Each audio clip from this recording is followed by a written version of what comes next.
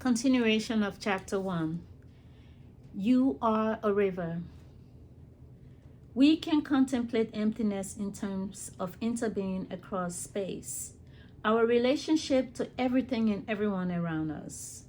We can also contemplate emptiness in terms of impermanence across time. Impermanence means that nothing remains the same thing in two consecutive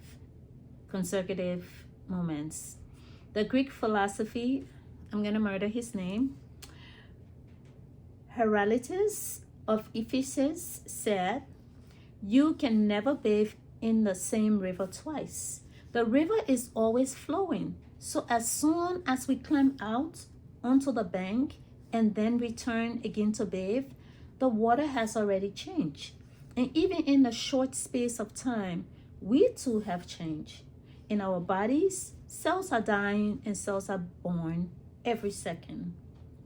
Our thoughts, perceptions, feelings, and state of mind are also changing from one moment to the next. So we cannot swim twice in the same river, nor can a river receive the same person twice. Our body and mind are an ever-changing continuum. Although we seem to look the same and we are still called the same name, we are different. No matter how sophisticated our scientific instruments, we cannot find anything in one person that remains the same and that we can call a soul or a self. Once we accept the reality of impermanence, we have to also accept the truth of no self. The two concentrations of emptiness and impermanence help free us from our tendency to think we are separate selves.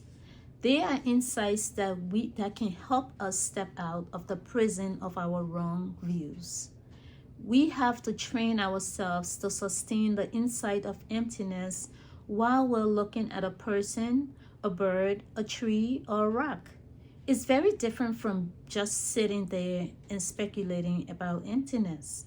We have to really see the nature of emptiness or interbeing, of impermanence in ourselves and others.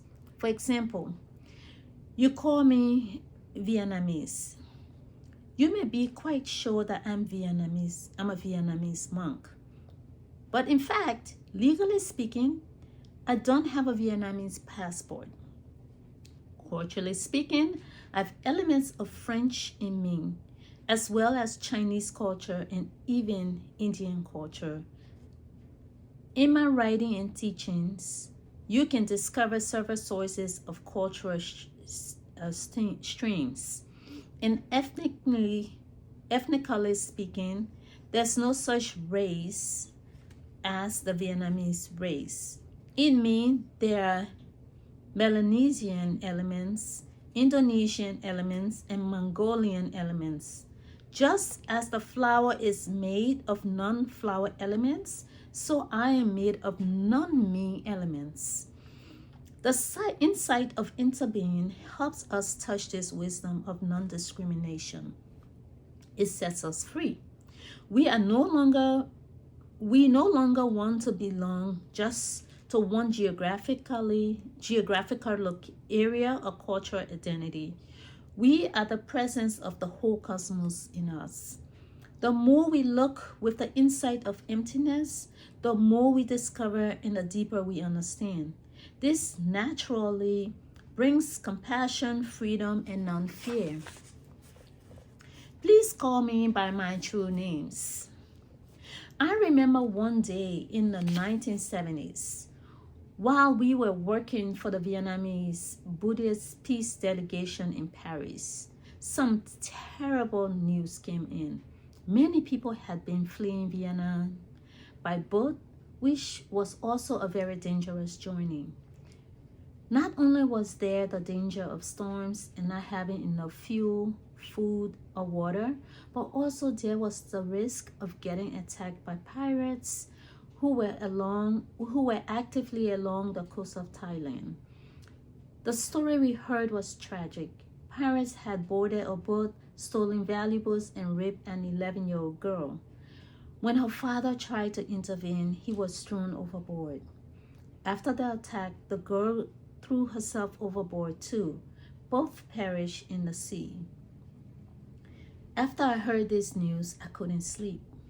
The feelings of sadness, compassion, and pity were very strong. But as a practitioner, we cannot let the feelings of anger and helplessness paralyze us. So I practice walking meditation, sitting meditation, and mindful breathing to look more deeply into the situation, to try to understand. I visualize myself as a little boy born into a poor family in Thailand. My father, an illiterate fisherman. From one generation to the next, my ancestors had lived in poverty without education, without help. I too grew up without an education and perhaps with violence. Then one day, someone asked me to go out to sea and make a fortune as a pirate, and I foolishly agreed, desperate to finally break out of this terrible cycle of poverty. And then, under pressure from my fellow pirates and with no coastal patrol to stop me, I forced myself onto a beautiful young girl. My whole life, I have never been taught how to love or understand. I never received an education. Nobody showed me a future. If you have been there on that boat with a gun, you could have shot me. You could have killed me, but you wouldn't have been able to help me.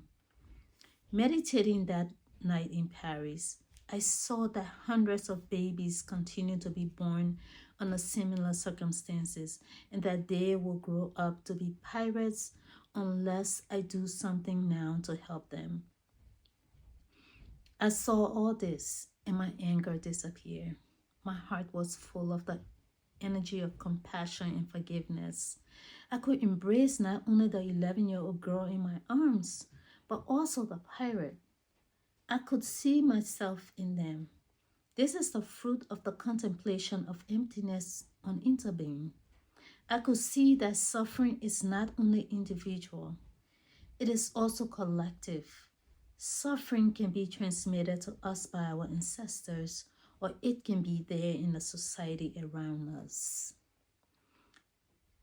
As my blame and hatred dissipated, I became determined to live my life in such a way that I could help out not only the victims, but also the perpetrators.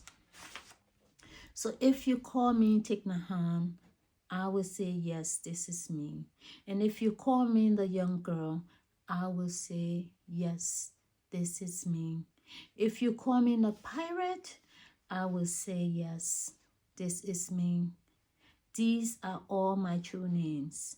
If you call me an impoverished child in a war zone with no future, I will say, yes, this is me.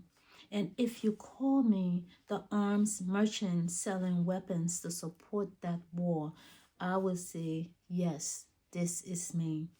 All of these people are us. We interact with everyone. When we can free ourselves from the idea of separateness when we can free ourselves from the idea of separateness, we have compassion, we have understanding, and we have the energy we need to help.